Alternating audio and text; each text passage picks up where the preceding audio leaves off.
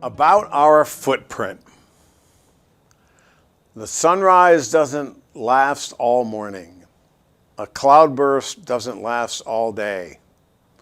Seems my love is up and has left you with no warning. It's not always going to be this gray. All things must pass.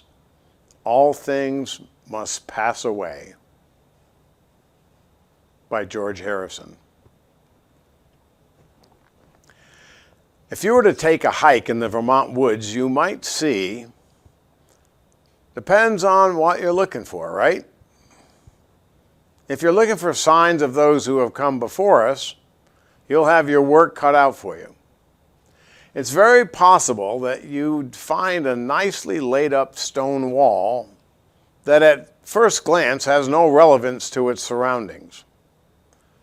Close your eyes and imagine that you're standing in an open field versus a dense forest, and your newly discovered stone wall makes perfect sense. Continuing your hike, if your luck holds, you could find yourself staring into a cellar hole consisting of more rocks, laid perfectly so that a home could be built upon them. Take a moment to ponder on who lived in this home that is no longer. Who were they? What did they do? There are few, if any, clues on site. It's possible that you might stumble on an area that was once their refuse facility, but not likely, as our ancestors did not throw away much. Now contrast this scenario with what people 100 years from now might discover on their walk in the woods, assuming we still have woods. In all likelihood, future humans won't have to hunt nearly as hard to find traces of us. Consider this. Think of the things that you can buy today in one Walmart store or a Lowe's or a Home Depot store. Now think about how many Walmarts exist in our country. As of January 31st, 2023, Walmart had a total of 3,572 supercenter stores throughout the United States and 781 neighborhood markets.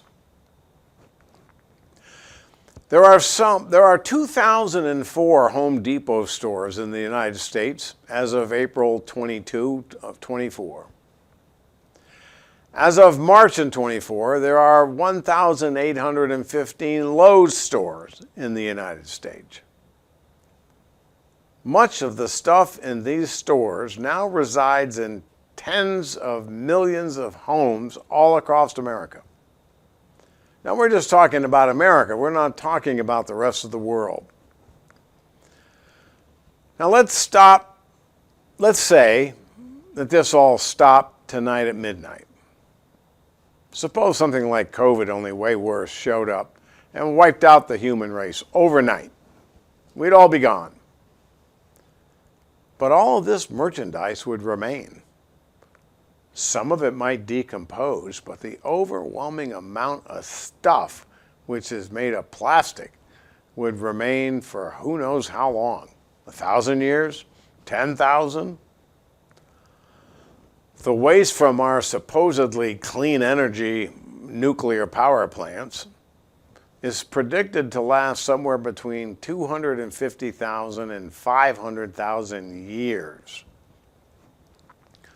If your hike begins by entering our national forests or state parks, there's a better than average chance that you'll see a sign that says something like, quote, "Please take out whatever you bring in. Leave no trace that you were here." Quote. Well, that's a great idea, and there's a good chance that you, as an environmentally conscientious hiker, will abide by that rule while wearing boots with rubber soles that won't degrade for decades and drinking from a plastic water bottle that will remain long after your great-great-grandchildren have passed. Mankind is going to be faced with some very serious problems that are going to require very serious decisions in the not-too-distant future. We're coasting on dissecting lines. We are not living in a sustainable way. Oh, sure, it's a good way at the moment, but you don't have to be much of a visionary to see that our good times shall pass away. The future hiker will have no problem finding traces of our existence. He or she will be tripping over the trillions of tons of debris that we will leave behind. They will come upon a cellar hole that will have plenty of plastic plumbing for them to discover. The cars, the lawnmowers, the dishwashers, and all of the stuff that was once sold in the megastores will be laying around for generations to come. They won't have to hunt nearly as hard as the hikers of today to discover the stuff that supported the lifestyle of those who came before them. It's not so much about all of the non-compostable items that we now have.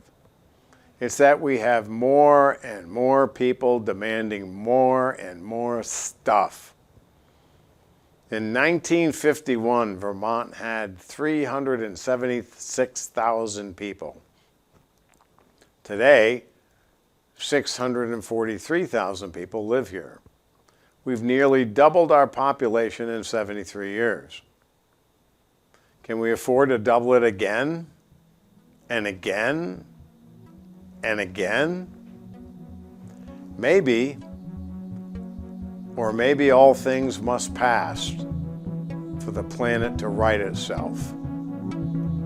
I'm Bob Stannard, and this is The View from My Place.